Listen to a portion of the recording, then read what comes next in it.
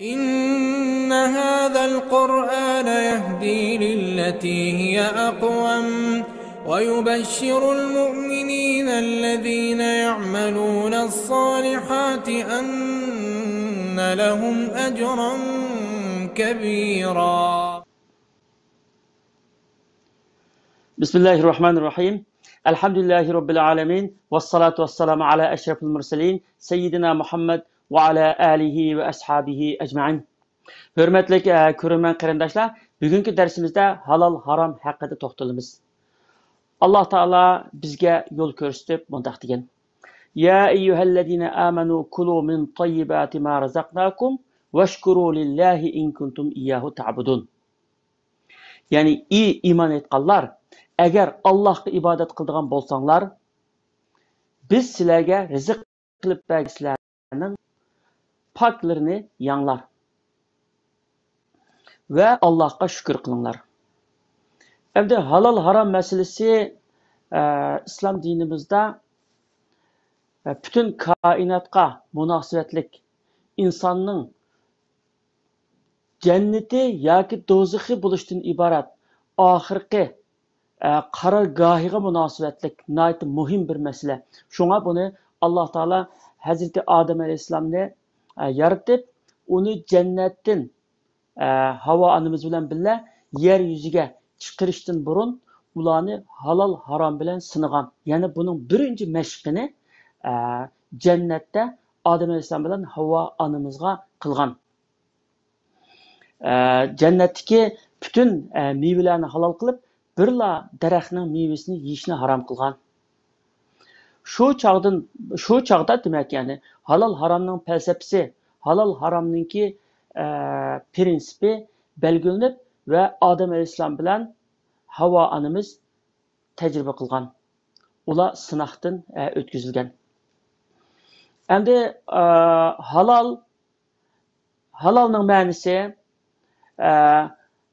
Allah Taala qilishga yo'l qo'ygan har qandaq narsa ve her qandaq ish, masalan hamda yo'lliq holda tirikchilik qilganga o'xshash, pok halal, pak ve tensaklıkka ziyan yetkizmeydiğen narsalarni iste'mol qilganga o'xshash masalan. Endi haram tam şu halalninki aksicha ta'tir bo'lib, endi Alloh taolo qilishni man'i qilgan ish yoki narsa, masalan yemek cho'chqa go'sht yeganga o'xshash, qimorbozlik qilganga o'xshash, kishilarning haqqini yeb olganga o'xshash. Demak Alloh taolo cheklagan ish. Yeyishni, ichishni ve qilishni cheklagan ishlar. Hamda halal haramninki bir insonning, bir mo'min insonning hayotida nihoyatda bek cho'ng roli bor. Chunki bu halal haramga ko'ngil bilmaganda, bunga ahamiyat bermaganda insonninki iymoni ve amel ibodatlari durust bo'lmay qolib qoldi. Amel ibodatlari qabul bo'lmaydi ve duosi ijobat bo'lmaydi. Şuna halal haram meselesi dinimizin yadrosu, nayeti bek muhim mesele. Halal haramga ko'ngil bilmegende iş hergizmi Allah Taala talep kılgan şekilde mangmay kaldı. Hem de halal haramga ehmiyet berişniki nayeti muhimligi şundan çıkıp durdu ki her qandaq bala nayeti bek aqlli öz fitrati bilan o'zining yaratılışida kichik vaqtida shunday aqlli keladigan ata-ana halal haramga diqqat qilmaslik sababli o balla çoğaygan seri aqli bulgunu diken, unutup qilish deganga o'xshash, pasiqlik deganga o'xshash, axloqi buzilish deganga o'xshash. Bütün aşı buzilishlar shu galdan kiradigan hamda.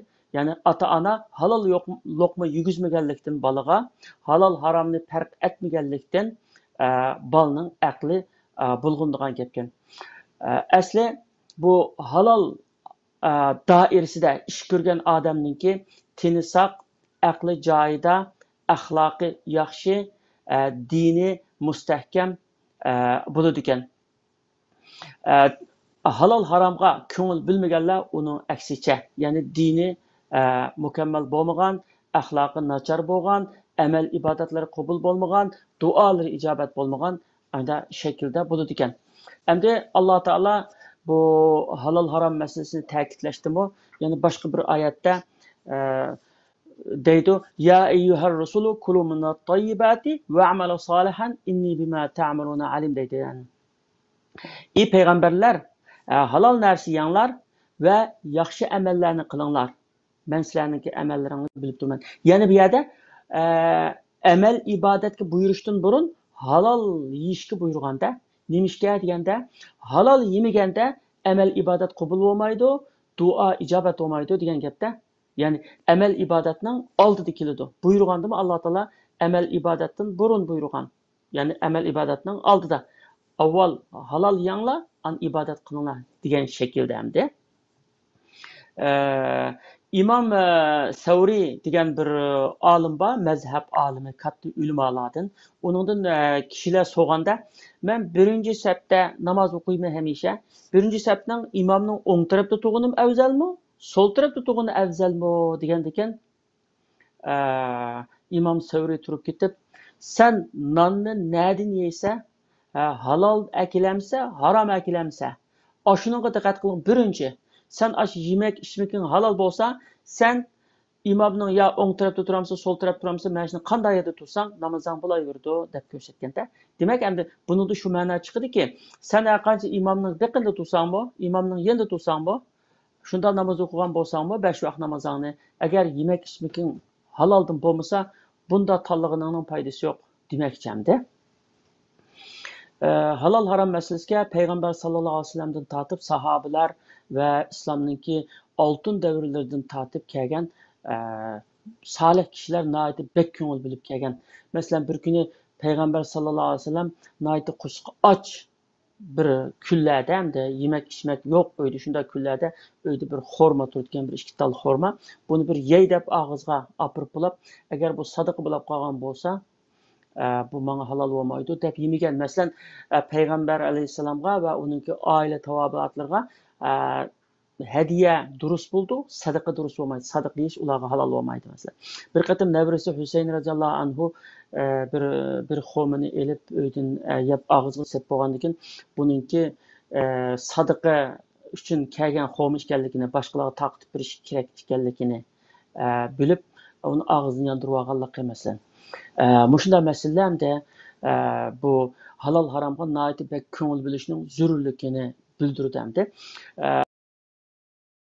Olimlar İbn Hazmga o'xshash, Abu Hanifaga o'xshash, Ahmad ibn Hanbalga o'xshash mushu olimlarniki kelib chiqish, oila tarbiyasi va shularniki tarixiga inchikilab qaraganda ular kichigin tug'ilgandan boshlab qat'iy harom luqma yeb samagan. Şunun arkasında şunçilak zakavatlik, şunçilak aqlliq maqsad İmam Şafii'ni qandaqla bir nimeni bir sahifani o'qisa, bir qata o'qisa, o yerda bo'lib qoldi ekan. Öz ayni shunda so'zlab beradigan. Bu haliqi mushu zakovatni bunda saqlanib ayda turishi hamda aqlini, gelini bulg'amaganlikni, dinini bulg'amaganlikniki bir ifodasi hamda İmam Haramayn deb tunilgan İmam Juvayni deb bir kishi bor. Bu kishi nihoyat usta munozirachi, notiq ekan. Har qanday yerda qarshi tarafdagilarni shunda yengib oldigan ve üzümü nihoyat usta notiq munozirachi hamda. U ba'zi vaqtida so'zlab o'tib, to'xtab qilib, adishib ketadigan ish bor ekanda. Shuni men mushu to'xtab qilishining sababini bilmayman. Chunki men kichik vaqtimda, anamni imiyotgan vaqtimda bir qo'shnimiz meni bir qatim imitib sepdi ekan. Shundan keyin anam nihoyat achchiqlab, bu meniki yo'ldoshim boshqa bekimning imitishini qat'iy onunğa qabul qilmaydi. Chunki onunki yegan narsa halal harommi, uni biz bilmagandan onundan bak ehtiyot qiladi deb achchiqlanib, ayda qilgan. Hayotimning kichik vaqtimda ayda bir qo'shnimiz meni ixtiyorsiz imitib sepdi ekan. Shu emgen, shu sutninki ta'sir bo'lishi mumkin deb o'ylayman, deb shunda degan ekan hamda. Bu shunchalik bak ta'sir qildigan ayda narsa ekan hamda. Said ibn Abu Waqqas radhiyallohu anhu'ningki bir kun Rasululloh sallallohu alayhi vasallamning qishqiga kelib, "Ya Rasululloh, bana bir duo qilsana, mening duoim ijobat bo'lgan bo'lsa" deb nuqta. Endi uning oldida Rasululloh sallallohu alayhi vasallam İbn Abbas radhiyallohu anhuma buni dinda olim qilib bergan va tafsirni o'rgatgan Alloh deb duo qilgan masalan. Shunga o'xshash Rasululloh duo qilsa duo qiladi, lekin Rasululloh unga sen yemekingni haloldan yegin, sening duoing ijobat bo'ldi degan. Shuningdan keyin Sa'd ibn Abu Waqqas radhiyallohu anhu qattiq diqqat qilgan bo'lgan bu yemek ichmakda, burunmi diqqat qildi, endi ani anglagandan keyin endi bunga nihoyat diqqat qilmasam bo'lmayotganda. Hatto rivoyat qilindi, uningki bir echkisi var ekan, ayda echkininki sütünü içidi ekan, ayda uzun zamanlardan beri. Bir kuni bu echki uydan chiqib qo'shnisiniki beqqa kirib, ashuningki ot çöplerden yeb, sen qo'sqin to'yg'izib nima qilganligini anglab, shu kundan boshlab u echkining sütünü o'zi hayotning oxiriga qadar qat'iy ichmabdi ekan. Nimishga? Chunki qo'shnimniki narsani yeb bu uzuqlandi. Ashuna haqqi bo'lib qolgan bo'lsa deb. Demak, endi shunchalik ehtiyot endi. Farz ehtiyot endi. Chunki Rasululloh sollallohu alayhi vasallam ko'rsatgan halolmi iniq, harommi iniq, ammo uning orasida shubhilik narsalar bor. Buningga diqqat qilgan odam haromdan saqlanib qola oladi degan. Ya'ni shubhilik ishlardan endi bu. Keskin harom degan qo'shnisi rozi bo'lgan bo'lsa, mushunda diqqat qilgan. Uningdan keyin Sa'd ibn Abu Waqqas radhiyallohu anhuning yana bir ahvoli, uni Rasululloh Iroqning bir yerga Umar ibn Xattobning zamonida Umar ibn Xattob uni shu vali qilib avatdi ekan. U yerdagi insonlardan shunday bir shikoyatlar keldi ekan Sa'd ibn Abu Waqqas radhiyallohu anhu to'g'risida. Boshliq to'g'risidagi shikoyatlar bo'ladi endi. Shunday shikoyatlar kelgandan keyin maxsus odam avatdi degan tekshirib ko'ranglar qandoq deb qilgandan keyin nurg'un endi u yerda insonlar to'plashgan masjid bo'lgandan keyin masjidlarga berib Sa'd ibn Abu Waqqas degan amiringlar to'g'risida nima deysizlar degandan keyin yaxshi, haqiqatan taqvodor, yaxshi kishi, mas'uliyatni yaxshi ado qildi deb aytgan. Bir masjidga borganda bir adam o'rnidan turib, bu Sa'd ibn Abu Waqqas o'zi jihoddan qochadi, yaxshi hukm qilmaydi, adolat qilmaydi deganga o'xshash bir haqida shikoyat qildi ekan. Qilgandan keyin Abu Waqqas radhiyallohu anhu ashada agar mushu adam, ey Alloh, agar mushu adam riyo qilish uchun menga tuhmat qilmaydi degan bo'lsa, bu odamningki umrini uzun qilgin va uni xor qilgin deb shu haqda bir duo qiladi ekanda. Eng oxiri rost degandek, endi bu odam shunda qattiq jiq umr ko'rdi ekan, ammo shunda bak xorliq ichida ko'piklari ko'zini yo'g'ib olgan, shundoq bir rasvoliq, xorliq ichida hamisha deydi ekan, mana shu Sa'd ibn Abu Waqqasningki badduosiga ketib qoldim deb. Endi amali shu bo'lgan endi mo'jizadan da shundoq bo'lgan ishlar. Demak, bu voqelikni nima chiqadi desa, haloliga odamning duosining ijobat bo'lganligi.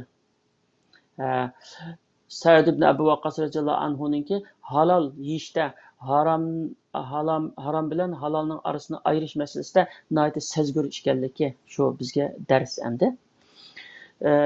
Haromdan qutulish uchun avval Alloh taoloning haqqiga qarshi masalan qimor o'ynash harom, haroq ichish harom, zina qilish harom masalan, hammasi harom. Kishilarning haqqini evilish harom, boshqalarga aziyat berish harom, boshqalarga zulm qilish harom masalan, hammasi harom shundami?